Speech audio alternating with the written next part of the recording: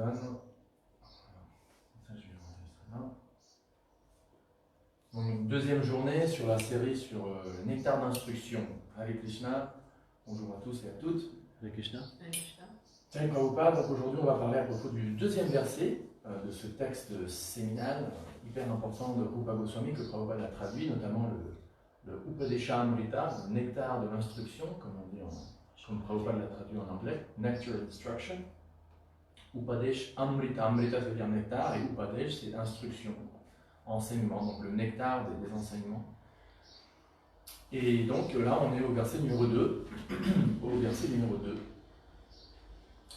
Et donc on va lire la traduction en français, là j'ai la traduction en anglais devant moi, mais la traduction en français n'est pas mauvaise non plus.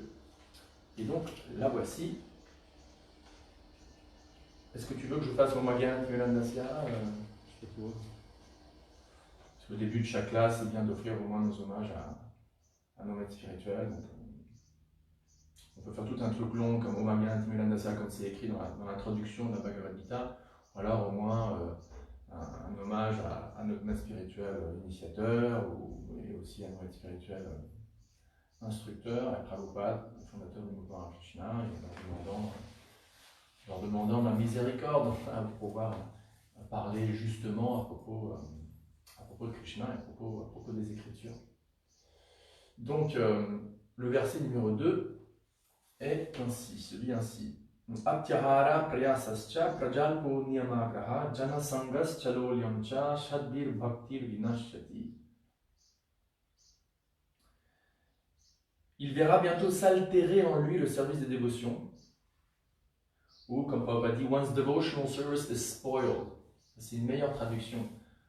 Le service de dévotion propre à soi, son propre service de dévotion à Krishna, devient spoiled. Un autre mot pour spoil, c'est pourri, ou quand une nourriture devient mauvaise après quelques jours, elle devient comment est-ce qu'on l'appelle? Gâtée, exactement. Donc c'est exactement le mot que Prabhupada utilise dans sa traduction. C'est pas juste que le service de dévotion s'altère en lui, mais plutôt que le service de dévotion de quelqu'un, d'un dévot ou d'une dévote de Krishna, se gâche quand il ou elle devient trop emméché dans les 6 activités suivantes. Et donc là, Rupa Goswami nous donne les 6 trucs qui gâchent notre bhakti, qui gâchent notre service de dévotion, qui gâchent notre conscience de Krishna. Dans le verset suivant, dans le 3e verset, Rupa Goswami va nous expliquer les 6 activités qui, au contraire de gâcher notre service de dévotion, améliorent notre service de dévotion, l'embellit. Mais là, il commence avec les choses qui gâchent notre conscience de Krishna. Et on est tous un peu comme des jardiniers, hein, suivant l'analogie que Chaitanya Mahaprabhu lui-même a donnée. Nous sommes tous comme des jardiniers. Et on a un petit jardin et on essaie de cultiver principalement une plante en particulier, la plante de la bhakti, la plante de la dévotion à Dieu. Et donc il y a certaines activités qui aident à ce que cette plante grandisse bien et d'autres activités qui, au contraire, empêchent ou ralentissent la poussée de cette plante. Donc, savoir quelles sont les choses qui gâchent notre bhakti, c'est un truc qui est important pour nous tous. C'est un truc important pour nous tous, pour tous entre nous qui pratiquons le bhakti yoga. C'est une bonne idée de savoir qu'est-ce qui gâche notre progrès. Parce que, comme Prabhupada dit dans la première ligne de la teneur et portée, la vie humaine est faite pour la vie simple, de haute pensée. On s'est tous dédiés au bhakti yoga, on s'est tous dédiés à la conscience de Krishna. Donc on a comme but ultime de notre vie perfectionner le perfectionnement de notre service de dévotion à Krishna. Donc c'est très important pour nous, ayant cette optique ultime, de savoir qu'est-ce qui gâche et qu'est-ce qui fait du bien à notre bhakti, à notre service de dévotion à Krishna. Donc voici les 6 trucs, les 6 activités, comme Prabhupada traduit, qui font du mal, qui gâchent notre bhakti. Je vais les citer et après on va revenir dessus en plus de profondeur. Donc, numéro 1, consommer plus de nourriture ou entasser plus de richesses que nécessaire. 2. Entreprendre de trop grands efforts pour gagner des bienfaits matériels difficilement accessibles. 3. Débattre sans nécessité de questions matérielles. C'est pas vraiment débattre, il faudrait la refaire cette traduction, si j'ose. Hein. Moi qui suis quand même vraiment bilingue. Si on prend la traduction de Prabhupada, dans le 3e truc, Prabhupada, en fait, ce que je vais faire, je vais traduire directement ce que Prabhupada a dit, de l'anglais au français, avec tout respect pour les traducteurs de 1960 et quelques. Je vais le faire comme ça directement. Numéro 3, je vais dire l'anglais et après le français. Talking unnecessarily about mundane subject matters. Donc, parler de manière non nécessaire à propos de choses qui sont matérielles, qui ne sont pas spirituelles. Numéro 4, pratiquer les règles et les régulations des Écritures simplement pour les suivre et pas pour faire de l'avancement spirituel. Ça, c'est vachement important. Numéro 5, et donc en fait, dans le numéro 4, c'est comme une pièce. Il y a 2 aspects de la même truc qui gâche notre vie spirituelle. Un, c'est de suivre toutes les règles juste pour les suivre. For the sake of. Comment est-ce qu'on dit for the sake of? En anglais, for the sake of. Par pur amour des règles, par pur amour. Par amour des règles et non pas pour faire de l'avancement spirituel. Mais l'autre côté de la pièce, c'est rejeter toutes les règles et les régulations des Écritures et agir de manière indépendante ou capricieuse. Donc, il y a les deux extrêmes dans le numéro 4. Numéro 5, s'associer avec des gens qui ont une mentalité matérialiste et qui ne sont pas intéressés dans la conscience de Krishna. Et numéro 6, être désireux de succès matériel. Nourrir une soif ardente pour des réalisations d'ordre matériel. Voilà. Donc, voilà les 6 trucs qui gâchent notre vie spirituelle. Donc voilà, maintenant passons et voyons chacun des trucs un peu plus en détail. Première activité qui gâche notre vie spirituelle, c'est manger plus que nécessaire ou, dans la même catégorie, amasser plus de richesses que nécessaire. Bien sûr, nous, on mange du prasad quand même, donc ça va. Surtout à notre état, pas vraiment très avancé spirituellement, parce qu'il y a des exemples de grands dévots comme Raghunath Das Goswami, par exemple. Raghunath Das Goswami, un des 6 Goswamis de Vrindavan, un des 6 premiers apôtres de Chaitanya Mahaprabhu, il mangeait une petite, vers la fin de sa vie, il mangeait une petite poignée de kéfir. Et c'est tout ce qu'il mangeait. Il mangeait ça une fois par jour ou une fois quelques 2 jours. C'est pas vraiment à nous de l'imiter. Le principe qui est important, c'est, comme on en a parlé hier, c'est d'offrir sa nourriture à Krishna et manger du prasad. Après aussi, bon, si on mange vraiment trop, mais ça, Prabhupada en parlait pas tellement de ça, de trop manger, surtout manger de prasad. Au contraire, il disait manger autant de. Et d'ailleurs, il a dit les nouveaux dévots, ils devraient manger tellement de prasad qu'ils marchent comme des canards.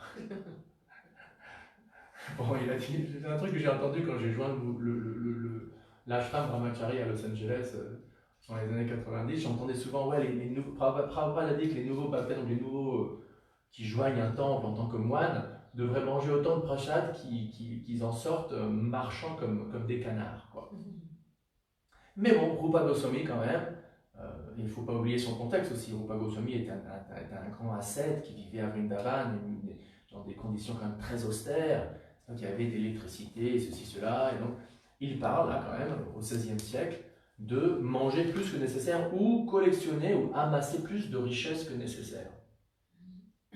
Et Prabhupada, dans la Teneur et Plantée, Prabhupada dit bien que toute la richesse du monde, y compris les nôtres, appartiennent ultimement à qui? Pas à nous, mais à Dieu. Et donc un dévot ou une dévote qui se souvient de ça, que ultimement, Bhoktaram Yagyatapasam Sarvaloka Maheshwaram, Krishna dans la Bhagavad Gita, dans le 5e chapitre, verset 29, dit « Je suis le propriétaire de toutes les planètes », y compris bien sûr de toutes les richesses qui existent dans toutes les planètes. Donc le propriétaire ultime de tout l'argent qui existe, que ce soit un argent collectif ou un argent qu'on a à la Société Générale ou à la BRED ou à Bank of the West ou à HSBC, cet argent appartient à Dieu et pas à nous. Et pas à nous. Donc, est-ce que ça veut dire qu'on doit rester dans une situation de pauvre? Non. Est-ce que ça veut dire que la conscience de Krishna est une sorte d'impoverishment, de se rendre pauvre de manière forcée? Non. D'ailleurs, dans l'histoire du Vaishnavisme, on voit plein d'exemples de grands dévots et de grands dévotes de Krishna qui étaient très très riches. Par exemple, chez les aristocrates, dans la royauté, il y a des rois et des princesses et des princes, des nobles qui sont très très très riches, très opulents. Avec l'exemple extrême, Yudhishthira Maharaj, qui selon le Mahabharata était l'empereur de la planète Terre tout entière, quoi. Donc toutes les richesses, techniquement parlant, du monde entier lui appartenaient. Quelqu'un de très riche. mais il était quand même dévot de Krishna. Il était dévot de Krishna. Plus récemment, on a l'exemple du roi Prataparudra à Jagannath Puri, qui lui, encore une fois, est un roi, donc il a un royaume, donc toutes les richesses du royaume lui appartiennent, mais encore une fois, un grand dévot de Jagannath, de Krishna. Et dans un exemple très récent, on a l'exemple dans l'ISKCON de Ambarish Prabhu, par exemple, qui est encore en vie, un multimillionnaire, le petit-petit-fils de Henry Ford, celui qui a créé les voitures Ford, un multimillionnaire. Et c'est pas qu'il a tout donné, il a donné. Et c'est là où il y a le point comment c'est un dévot de Krishna engage son argent dans le service de Krishna. Donc c'est pas qu'un dévot de Krishna rejette l'argent ou rejette les opulences matérielles, mais au contraire les engage au service de Krishna pour bien vivre, pour vivre confortablement et avec une certaine opulence, un confort. Et s'il y a du surplus, eh bien engager ce surplus d'argent au service de Dieu. Engager cet argent au service de Krishna. Donc dans le contexte par exemple du mouvement international pour la conscience de Krishna, ça veut dire donner un certain pourcentage de son argent, si possible, et selon sa propre disposition au niveau du cœur, pour, par exemple, si on est inspiré, pour imprimer des Bhagavad Gita, pour qu'il y ait plein de Bhagavad Gita sponsorisés à distribuer dans le monde entier, comme par exemple chez les Mormons. On parlait des Mormons avec Dayanidhi Prabhu hier. Les Mormons, ce groupe chrétien, ont un programme de sponsorisation de livres de Mormons énorme. Et donc du coup, les membres de leur communauté, je crois qu'ils ont même une règle comme quoi ils doivent donner 10% de leur revenus. Et donc du coup, il y a un surplus d'argent gigantesque qui leur permet de sponsoriser plein de programmes, de prédications. Il y a une statistique que j'ai lue récemment, salut Fabienne, j'ai lu que selon des statistiques dans le monde des chrétiens évangéliques, je te l'avais dit quand on était dans la voiture, quand tu me cherchais à l'aéroport, en moyenne, ça coûte environ 100 000 $ pour convertir une personne à Jésus dans le monde moderne.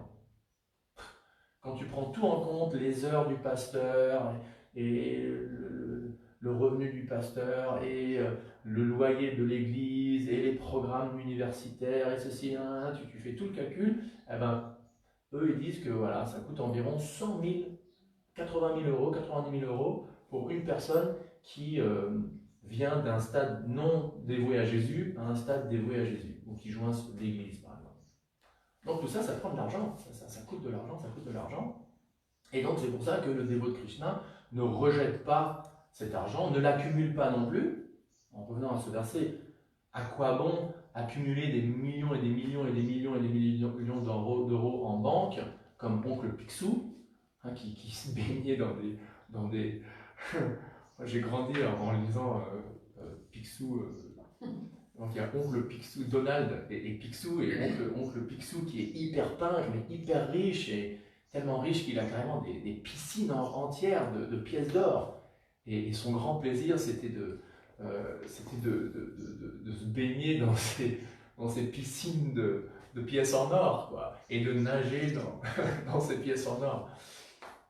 Là, c'est pas vraiment ce que Rupa Goswami recommande. Au contraire, Rupa Goswami il dit non, si tu accumules plus de richesse qui est nécessaire, eh ben ça gâche ta vie spirituelle.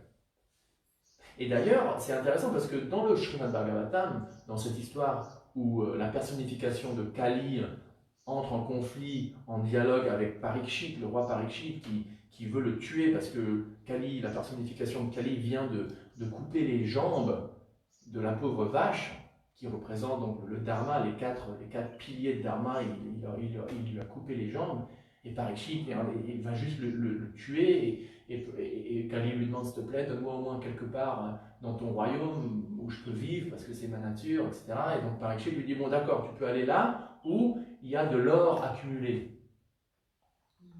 Donc Rupa Goswami fait l'écho de ce que Parikshit dit à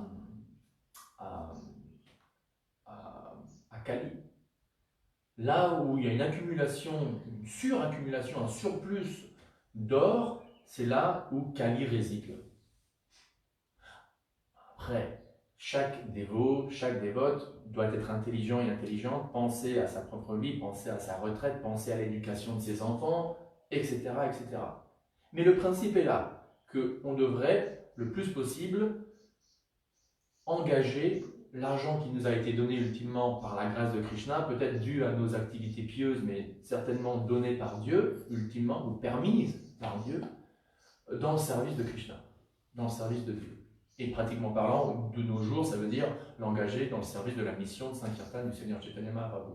Donc, l'engager à la propagation du Saint-Nom. Et ça inclut construire des écoles, ça inclut construire des universités dévotionnelles, des monastères, des séminaires, des grands programmes de prédication à Biarritz pour les jeunes dévots et dévotes de Krishna, pour qu'ils puissent aller là-bas et juste chanter avec Krishna et prêcher à d'autres jeunes sans devoir nécessairement avoir des soucis financiers, etc. etc. Donc voilà le deuxième point. Le premier point, manger trop ou collectionner trop d'argent, ça abîme notre vie spirituelle. Deuxièmement, faire trop d'efforts pour des choses qui sont difficiles à obtenir. Donc du style, je sais pas, je veux devenir un grand musicien. C'est un exemple personnel à moi. Je voulais à un moment devenir un fameux musicien, un rockstar, nanana, et ça n'a pas marché, quoi. Et j'ai essayé, je me suis même dit, bon bah écoute, je vais essayer, je vais faire de mon mieux pendant X années, X mois, et je vais faire de mon mieux parce que, après tout, on doit mettre de notre effort dans la vie. C'est pas comme Prabhupada disait, c'est pas que Krishna a dit à Arjuna, bon bah écoute, t'en fais pas, assieds-toi, fume-toi un joint. Il y a même une classe où il dit ça, fume-toi un peu de marijuana et je m'occuperai de la bataille de Kurukshetra. Non, c'est Arjuna qui devait se battre quand même, qui devait y mettre son effort.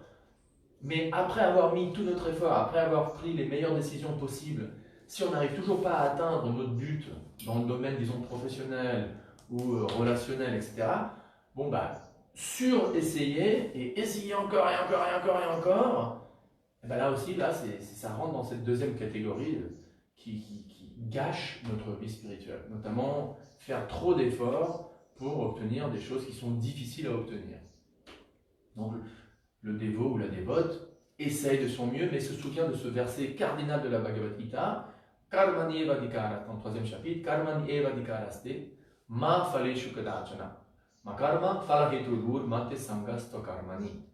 Notamment, tu as le droit, Krishna dit, de faire ton devoir, mais tu n'as pas le droit au fruit de l'action. Le fruit, c'est-à-dire le résultat, il ne t'appartient pas. Il ne t'appartient pas. Le résultat, c'est moi qui te le donne ou qui ne te le donne pas. Mais le résultat ne t'appartient pas. Donc voilà le deuxième truc. Le deuxième genre d'activité qui gâche notre vie spirituelle. Faire trop d'efforts pour des choses d'ordre matériel qui sont difficiles à obtenir. Troisième activité que Rupa Goswami mentionne, qui gâche notre vie spirituelle, parler de manière non nécessaire. Comment on dit unnecessarily? On va quand même voir la traduction. Inutile. Ouais, parler inutilement, débattre sans nécessité. Inutilement, sans nécessité. Mais c'est pas vraiment juste débattre, c'est parler. Prabhupada utilise ce mot talking. C'est pas juste debate, c'est talking.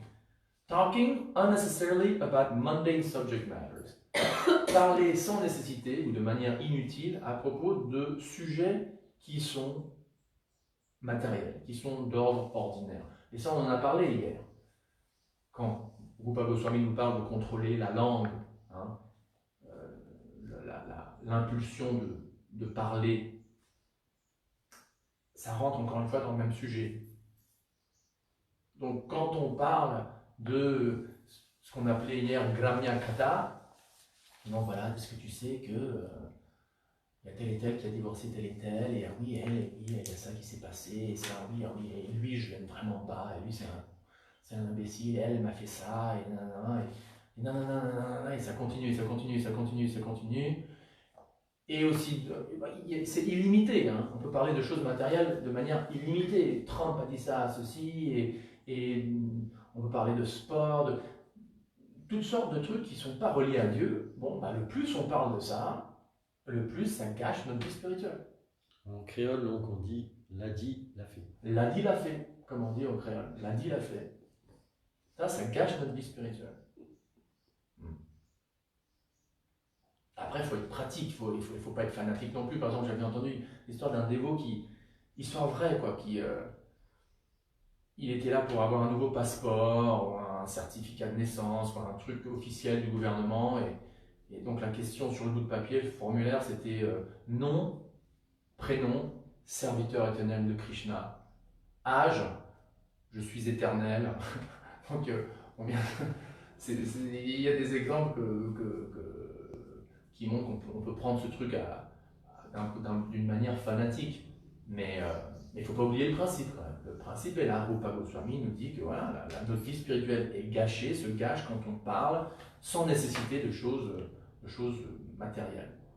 On a des devoirs dans ce monde, surtout si on est marié, on a une carrière, on a de la famille, on est obligé de vivre dans ce monde, et donc parler dans ce monde, de choses de ce monde. Après, Krishna comprend, bien sûr. Et on est des êtres humains, on est des gens normaux, quoi. Mais le principe est là, que le plus on parle de choses qui sont vraiment pas nécessaires, et inutilement, bon bah ça gâche notre vie spirituelle. Parce que ce temps-là pourrait être utilisé pourquoi ? Pour parler de manière positive, c'est-à-dire pour parler à propos de Krishna, à propos de Dieu, chanter Hare Krishna, faire des kirtans, réciter des versets de la Bhagavad Gita, etc., etc., etc. Donc voilà le troisième truc qui gâche notre vie spirituelle. Après, numéro 4, ça c'est un point que j'aime bien, et j'aime bien en parler vis-à-vis de la culture, et par exemple du vestimentaire. Practicing the scriptural rules and regulations only for the sake of following them and not for the sake of spiritual advancement. Et, de l'autre côté de la pièce, rejecting the rules and regulations of the scriptures and working independently or whimsically. Traduction. Pratiquer les règles ou mettre en vigueur les règles de la vie spirituelle, adhérer strictement aux règles, par pur amour des règles seulement. Only for the sake. Seulement par amour de les suivre. C'est tout. Donc moi j'aime, tu vas me réveiller à 3h du matin pour chanter Hare Krishna, pas parce que je veux aimer Krishna, mais parce que j'aime me réveiller tôt le matin. J'aime être austère dans ma vie spirituelle. Donc c'est par amour de l'austérité, ou par amour peut-être de la renommée qu'on va recevoir, quand les gens apprennent qu'on se réveille à 3h du matin pour chanter Hare Krishna, par exemple. C'est dingue à quel point on a des motivations égoïstes cachées derrière, dissimuler une façade de spiritualité. Et là, en tout cas, je parle pour moi, et je crois que beaucoup d'entre nous peuvent s'identifier à ça. Dire, je fais je suis telle et telle règle,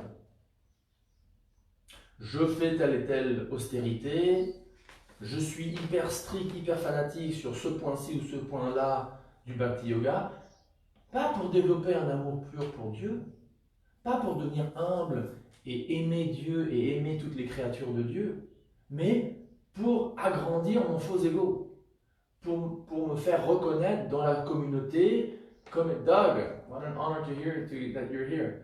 Pour me faire, c'est un ancien prof qui m'a d'ailleurs, il m'a appris une bonne leçon, une petite parenthèse. Il y a un monsieur qui s'appelle Doug Thompson, c'était mon prof d'espagnol, et aussi c'était le chef du lycée à Crossroads High School. Et durant ma dernière année, je me suis fait coincer par lui en train de fumer de la marijuana à la prom, à la grande soirée finale de l'année, quoi. Et il m'a vu dans les toilettes avec un ami. Et avant, il avait bien dit, écoutez les mecs, vous faites ce que vous voulez, mais pas là où on a loué officiellement l'endroit, quoi. Parce qu'après, on aura des problèmes légaux, donc soyez pas bêtes. Et bon, moi et Eric Lumansky ont été très bêtes. Et Eric, mon copain d'ailleurs, il s'est dit, Doug, you missed Eric, that was your mistake. You missed Eric, and since then, I've never forgiven him, 30 years later. Parce qu'on était deux, et Eric, il s'est faufilé sans que Doug le voie. Et après, il n'a pas eu le courage de dire, oui, c'est vrai, moi aussi, j'étais là. Donc c'est moi qui me suis fait pincer par Doug. Et la punition, c'est que j'ai pas pu aller à la cérémonie de Tu sais, où dans les lycées américains, tu as un chapeau carré, tu le lances en l'air, et tout le monde est là, ouais, ouais, ouais. J'étais dans les tribunes, quoi. Et ma mère était hyper vénère, quoi. Et mon père aussi, quoi. Mais bon, bref, c'est un autre. Mais ça m'a appris une bonne leçon. J'ai jamais pu fumer une marijuana, en tout cas à des grandes fêtes, et presque jamais après aussi. Donc, revenons à Rupa Goswami. Euh, donc, suivre les règles. Et là, encore une fois, c'est pas, enfin, pas encore une fois, là, il faut dire, c'est pas une question de que si on suit les règles. Et là, quand Rupa Goswami parle de règles, il ne parle pas des règles style des trucs de base, de moralité, comme par exemple pas fumer, pas prendre d'intoxication, vivre une vie libre de la violence envers les animaux, vivre une vie morale vis-à-vis de sa sexualité, vivre une vie libre des jeux de hasard. Là, pour Rupa Goswami, il ne parle pas de ça. Là, c'est une donnée. C'est une donnée. Là, il parle de rules and regulations, comme par exemple se lever tôt le matin, faire son puja d'une manière très très technique, ceci, cela, truc dont on parle un peu, qu'est-ce qu'on fait d'abord, est-ce qu'il faut se laver la main, ou nanana, des petits détails comme ça de la vie spirituelle, de la sadhana. Mais Rupa Goswami ne parle pas de principes de base, du style, ouais, en fait, c'est aléatoire, tu peux ne pas les suivre si tu veux. Non, on est supposé faire de notre mieux pour suivre ces principes moraux de base fondamentaux. Mais ce dont Rupa Goswami parle ici, quand il dit de rules and regulations, c'est encore une fois, c'est chanter X nombre de tours, bon, et même là, si on fait un vœu, on prend un vœu, on doit les faire, mais des petits détails, quoi. Donc, celui qui ou celle qui suit les petites règles, nanana, juste pour les suivre, et non pas pour aimer Dieu, développer un amour pour Dieu, eh ben là, ça gâche sa vie spirituelle. Et contrairement, ou de l'autre côté, à l'autre extrême, rejeter toutes les règles, et donc là, on peut parler aussi de règles comme les principes régulateurs qu'on suit, fondamentaux,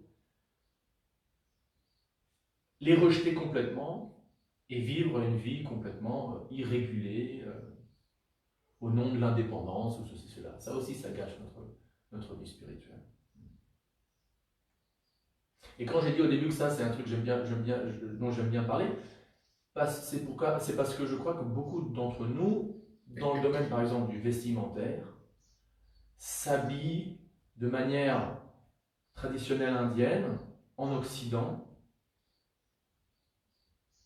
par croyance qu'en faisant ça, ça va vraiment plaire à Krishna, ça va vraiment plaire à Prabhupada, et donc on est très strict sur le vestimentaire. Voilà, moi, tu vois, moi je suis très strict, je me rase la tête, tu vois, je suis marié, j'ai des enfants et tout, mais tu vois, je suis toujours rasé. Bon, si vous voulez vous raser, il n'y a pas de problème, hein, mais moi, c'est mon point de vue.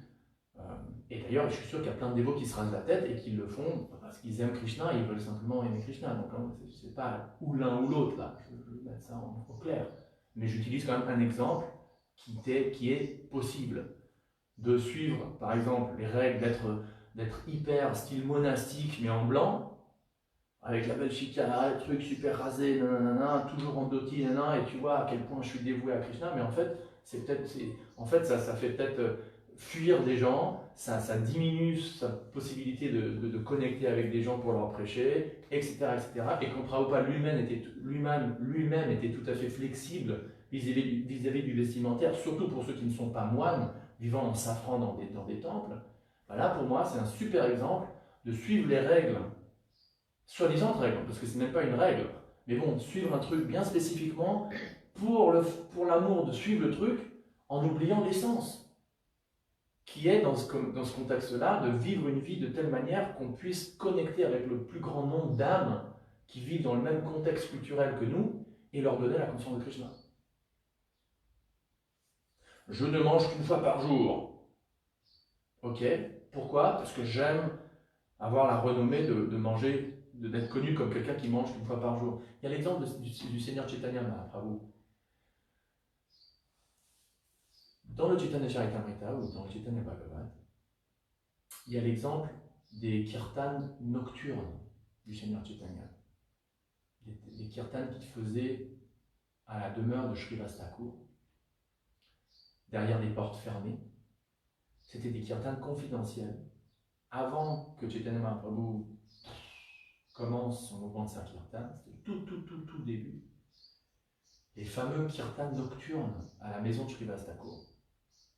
Et là, contrairement à ce qu'on voit plus tard, notamment un Chaitanya Mahaprabhu qui distribue à un et tous la miséricorde de Krishna sous la forme du Saint-Nom, quelle que soit leur qualification, en public, à tous et à toutes, là, dans les kirtans nocturnes chez Srivas Thakur, ce sont des kirtans hors limite pour tous ceux qui n'ont pas été invités personnellement, ultra confidentiels. Et le texte nous décrit qu'il y avait des gens qui voulaient vachement aller assister à ces kirtans. Ils entendaient que, ouais, toute la nuit, Chaitanya Mahaprabhu et Gadadhar Pandit, Srivas Thakur, etc., Advaita Acharya chantaient, dansaient toute la nuit, pendant des heures et des heures.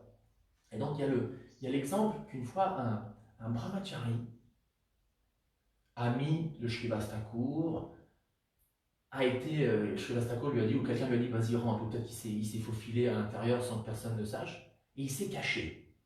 Il s'est caché sous un lit ou un truc comme ça, personne ne le voit, et il était en train de regarder et écouter le kirtan et la danse de Chaitanya Mahaprabhu et de ses associés. Et Chaitanya Mahaprabhu, comme nous on le croit, étant Krishna et donc étant omniscient, s'est rendu compte, s'est dit à un moment, il a dit, il y a quelque chose qui cloche là. L'atmosphère n'est pas comme d'habitude.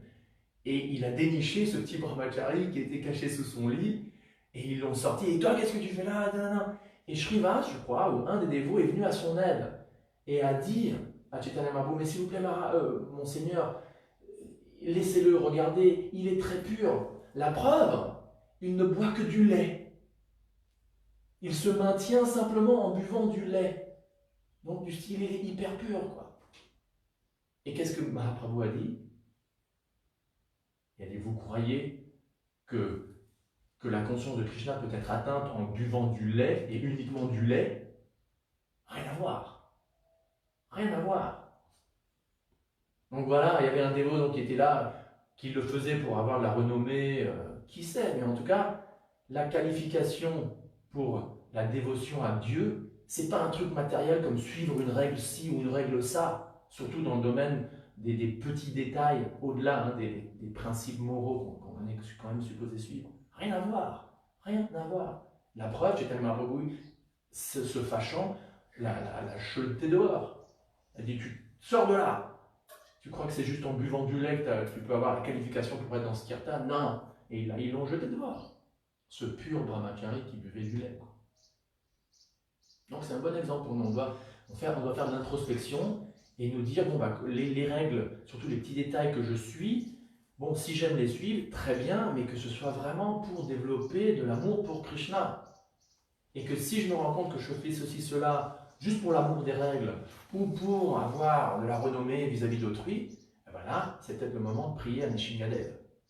C'est peut-être le moment de prier à Krishna sous sa forme, mi-homme, million, s'il te plaît, mon Seigneur, détruis tous ces désirs de renommée et de popularité dans mon cœur.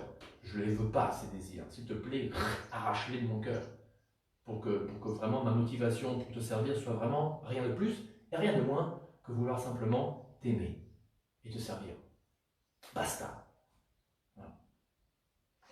Donc, quatrième point. Suivre les règles pour amour des règles et pas pour l'avancement spirituel. Et de l'autre côté, rejeter les règles et agir de manière indépendante ou capricieuse. On sait que si on brise les principes moraux que l'on suit, si on prend plein de drogues, si on a des relations sexuelles en dehors d'une relation monogame, mariée, si on prend des drogues, si on devient accro aux jeux de hasard, si on commence à avoir un régime violent envers autrui, ça fait du mal à notre vie spirituelle. Il n'y a rien à dire, c'est pas du fanatisme. Si vous trouvez que c'est fanatique de dire ça, peut-être que vous devriez aller à une autre tradition spirituelle, mes amis. Ça gâche notre vie spirituelle.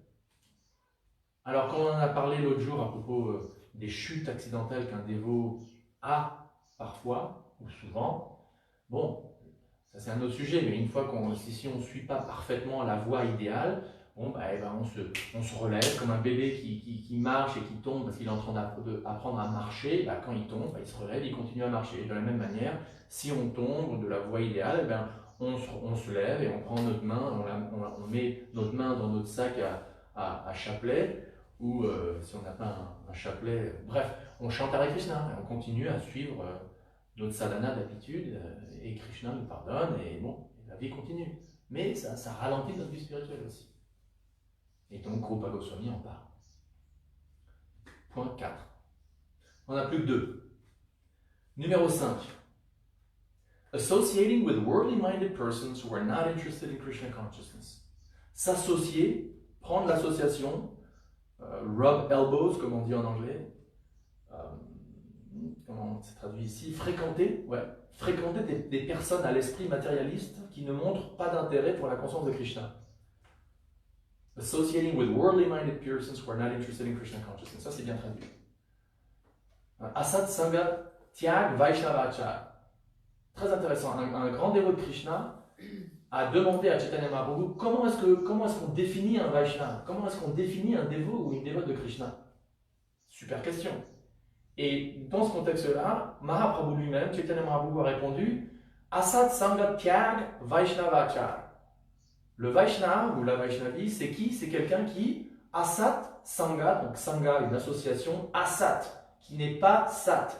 Sat, ça veut dire réel, véridique, spirituel, et donc de nature absolue, et donc bonne pour notre vie spirituelle.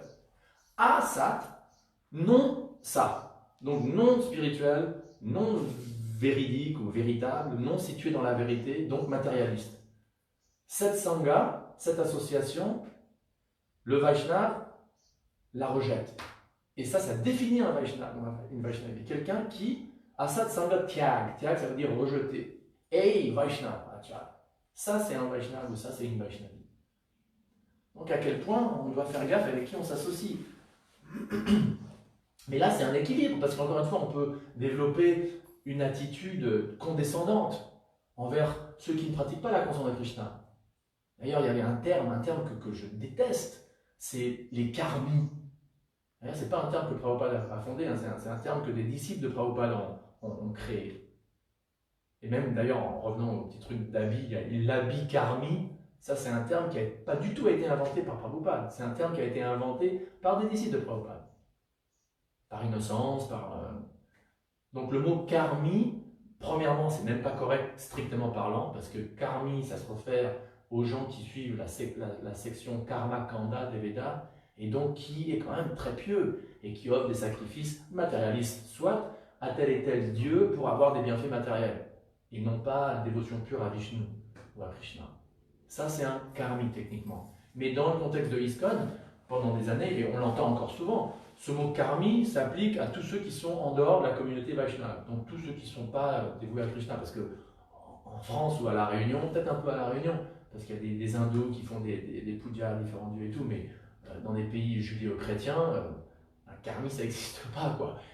Ou un Vaishnava, ou quelqu'un qui est dévoué à Dieu, là on peut même être généreux et dire oui, les chrétiens, les musulmans, les juifs, un monothéisme, une dévotion à une divinité personnelle. Comment? Quelque chose. Quelqu'un, un dieu personnel. Mais les karmis, quelqu'un qui prie au dieu du panthéon grec, ça n'existe plus. Pour des bienfaits matériels, ça n'existe plus. Mais dans l'ISKCON, on a très souvent tendance à utiliser ce mot. Ah ouais, les karmis, ouais, il y avait un karmi, les karmis.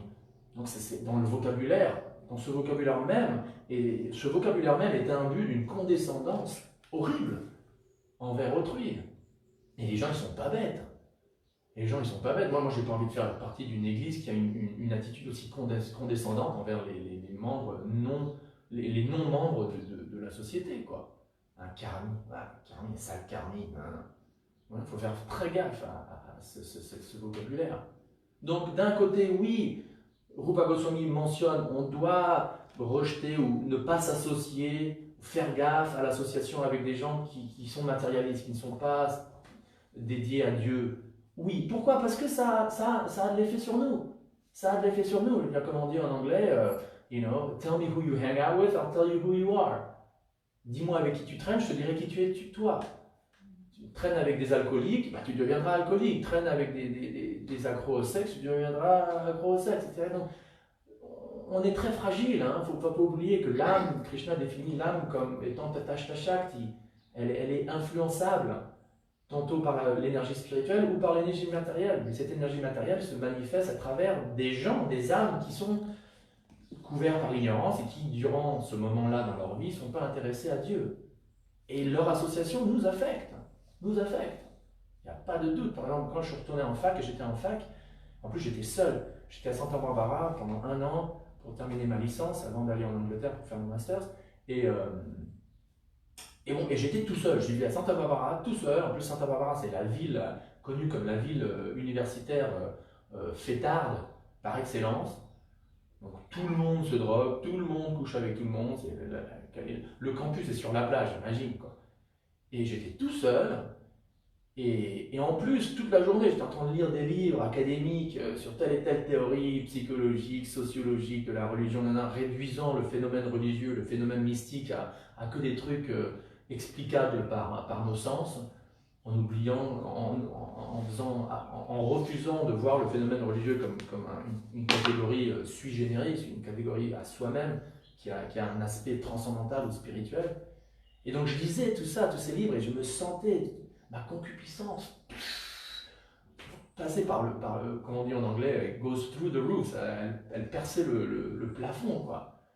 Pourquoi? Parce que j'avais pas d'association spirituelle, de gens spiritualistes, de dévots idéalement, des dévots de Krishna, et au contraire, j'immergeais ma conscience, j'étais obligé de livres et donc de paroles et donc de la pensée, quoi, de grands érudits qui, bon, peut-être d'un côté étaient très très très intelligents, etc., très intellectuels, mais qui souvent n'avaient rien à voir et étaient contre même la religion. Donc je me bourrais le crâne de ça, et pendant la journée, bref, vous pouvez imaginer. Donc voilà, il faut faire gaffe avec qui on s'associe. Ça c'est d'un côté, mais après d'un autre côté, il ne faut pas aussi oublier que Krishna parle très souvent dans la Bhagavad Gita d'une famille universelle. Il n'y a qu'un seul Père. Et on est tous des frères et des sœurs. On est tous de la même famille. On est tous des âmes. Et toutes les âmes qui existent sont toutes issues du même Père suprême. Du même Dieu suprême, quoi. Et donc, dans ce sens le plus élevé, il n'y a pas de distinction, toi, moi, karmi, non karmi. On est tous aimés de manière égale par Dieu. Tous. Et bon, si quelqu'un est dans un corps qui est dans une certaine conscience qui n'est pas très dirigé vers Dieu, bon, bah, mais ça ne veut pas dire que, à son niveau essentiel, ontologique, il est autant aimé par Dieu que nous, qui essayons de servir Dieu. Donc il faut vraiment faire la part des choses, il faut vraiment faire l'équilibre. D'un côté, oui, d'accord, c'est vrai que ça fait mal à nos consciences spirituelles de trop se mouiller avec des gens qui n'ont rien à voir avec la conscience de Krishna. Ça affecte notre vie spirituelle, mais d'un autre côté, il ne faut pas non plus oublier le point principal que Vidya Vinaya Sampane, Brahmane Gavinashtini, Suni Chaiva Sopakecha, Pandita Samadarshina. Comme Krishna le dit dans le 5e chapitre, verset 18 de la Bhagavad Gita, un pandit, celui ou celle qui a une vision spirituelle, voit de manière égale tous les êtres, non seulement dans la famille humaine, mais chez les animaux, chez les reptiles, chez les poissons. Une vision d'égalité. Une vision d'égalité. Donc que dire de se juger l'un et l'autre? Ah ouais, lui c'est un karmi, et que dire? Vous voyez ce que je veux dire? Et pour la mission, hein, si vous voyez, si vous vous concernez un peu à propos de la mission, de vraiment comment propager la conscience de Krishna dans le monde entier, dans le monde moderne, avoir une attitude, ouais, c'est nous et c'est vous, une attitude ultra séparatiste, ah, je ne vais pas vous toucher, sale karmi, et d'ailleurs, je suis tellement pur que je ne vais même pas m'habiller comme vous, quand je ne suis pas obligé, parce que moi, même mon vêtement est complètement transcendantal, et vous êtes des sales karmis, je suis désolé de le dire, mais bon, c'est mon opinion, je le dis. Une attitude où tous les non-dévots sont intouchables, ah ben là, c'est pas très bon pour la mission. Parce que les gens ils vont dire, bah attends, bah ok, bah si tu as une attitude aussi condescendante envers moi, si tu te considères tellement avancé et moi tellement déchu, bah vas-y quoi. Moi je vais aller voir des spiritualistes qui sont plus humbles que toi. Et Igor, c'est drôle, hier, il y a un jeune garçon qui vient faire kirtan, quand on est allé faire kirtan, Saint-Kirtan au marché de Saint-Paul. Il y a un jeune garçon très intelligent qui parle couramment comme un Américain, il est d'origine ukrainienne, il parle super bien le français, il parle polonais, il parle ukrainien. Ça se voit que le type il est super beau gosse, bref, entre guillemets super bon karma. Et donc il découvre la conscience de Krishna et il m'a dit ouais, moi dès quelqu'un qui me dit ouais je suis très avancé ou il me donne une impression qu'il croit qu'il est très avancé spirituellement, moi tout de suite moi je fuis quoi. Je fuis, il m'a dit. Donc les gens sont comme ça, les gens ils veulent voir une humilité chez les gens, une humilité où quelqu'un ne se considère pas comme étant super avancé, super spécial, surtout parce que par exemple il s'habille d'une certaine manière, ou je sais pas, il parle une certaine langue, ou il utilise des mots comme karmi, etc. Donc voilà, il y a cet équilibre, un équilibre qu'il faut vraiment prier qu'on ait quoi. Un côté, oui, les Vaishnavas, c'est une communauté à part. Comment on dit, à part, une communauté à part, une communauté qui a bien sa marque. À part entière. À part entière, exactement, merci. C'est une communauté à part entière, et les dévots n'ont pas honte de ça, mais d'un autre côté, la théologie de cette communauté oblige aux membres de cette communauté de voir autrui comme des frères et des sœurs. Comme Krishna le voit dans la Bhagavad Gita. Donc ça c'est un point important. Donc 5e point. Et finalement, point numéro 6, donc Rupa Goswami parle, nourrir une soif ardente pour des réalisations d'ordre matériel. Being greedy for mundane achievements. Similaire au point numéro 2. Similaire au point numéro 2. Je veux devenir connu, je veux avoir une super épouse, je veux avoir un super époux, je veux devenir très connu, etc. Un truc comme ça. Une soif ardente pour des choses qui ne sont pas vraiment essentielles. Notre soif ardente, et là je me prêche à moi, notre soif ardente devrait être: je veux devenir conscient de Krishna, je veux devenir un pur ou une pure dévote. Je veux être libre de la concupiscence, je veux être libre de la colère, je veux être libre de la jalousie. Je veux pouvoir vraiment voir autrui comme des âmes et agir dans cette vie vraiment de manière immotivée, sans rien vouloir pour moi, en dépendant de Dieu et vraiment comme Bob Marley disait. Il y a une phrase que Bob Marley a dit que je trouve très belle et qui peut vachement s'appliquer à la conscience de Krishna dans sa chanson Pass It On. Il dit Live for yourself and you will live in vain. Live for others and you will live again. In the kingdom of Jah shall raise. Donc live for yourself and you will live in vain. Vis pour toi, pour tes désirs égoïstes personnels, tu vivras une vie en vain. Mais live for others, and you will live again. Vis pour autrui, vis ta vie pour autrui. Là, tu vivras de nouveau dans le royaume de Dieu. Et dans la conscience de Krishna, vivre pour autrui, ça veut dire vivre une vie consciente de Krishna et faire de notre mieux avec toutes les ressources qui nous sont disponibles pour faire en sorte qu'autrui puisse aussi toucher à Krishna, toucher à la conscience de Krishna. Ça, c'est l'idéal. Et contraire à ça, c'est ce dont Rupa Goswami parle ici dans le point 6, avoir une soif ardente pour des mundane achievements, pour des réalisations d'ordre matériel, qui sont vraiment issues de nos propres désirs matériels. Donc on doit prier à Krishna: est-ce que c'est vraiment ce que tu veux, ce que je fasse? Est-ce que tu veux vraiment que je fasse ça? J'ai vraiment envie de faire ceci ou faire cela, mais est-ce que c'est vraiment ce que tu veux, quoi? Chez les chrétiens, il y a cette notion de ainsi soit-il. Moi, je veux vivre selon le dessein divin de Dieu pour moi dans cette vie. Je veux vivre la vie selon le plan de Dieu pour moi. Il y a la même chose dans la conscience de Krishna. Et donc, si on a des désirs d'ordre vraiment très égoïstes, difficiles à réaliser, et une soif ardente pour eux, bon, bah, faut vraiment être introspectif et vraiment être sûr que cet objectif qu'on a, est-ce que c'est vraiment, il est vraiment synchronisé, oui ou non, avec ce que Krishna veut de nous, quoi. Avec ce que Krishna ou ce que notre maître spirituel, ou ce que les Vaishnavas veulent de nous. Voilà. Donc on a parlé des trucs négatifs, c'est un peu un verset dur, mais à partir de demain, il y a les choses positives dont Rupa Goswami parle, les choses qui aident notre vie spirituelle, et on en parlera à partir de demain. Est-ce qu'il y a des questions? Questions? Une fois, deux fois, trois fois. Ok. Merci. Hare Krishna. À demain, à moins que le ciel nous tombe sur la tête. Gauranga, Jai Prabhupada. Jai. Hare Krishna.